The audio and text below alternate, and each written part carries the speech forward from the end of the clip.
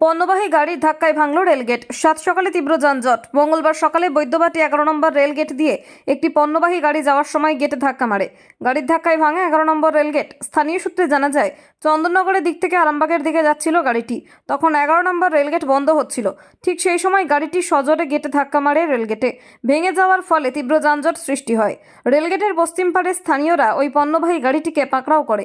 ঘটনাস্থলে rail police এসে চালক সহ গাড়িটিকে আটক করে। শুরু হয় রেলগেট মেরামতির কাজ। 0 পয়েন্ট নিউজ, হুগলি।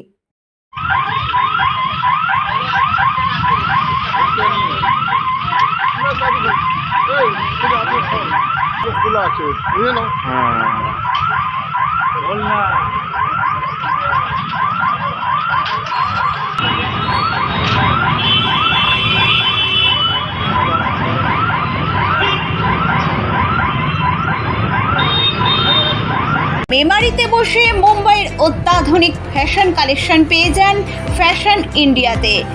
এক ছাদের তলায় জেন্টস ও কিডসের নিত্য নতুন স্টাইলের পোশাকের জন্য আসুন ফ্যাশন ইন্ডিয়ায়।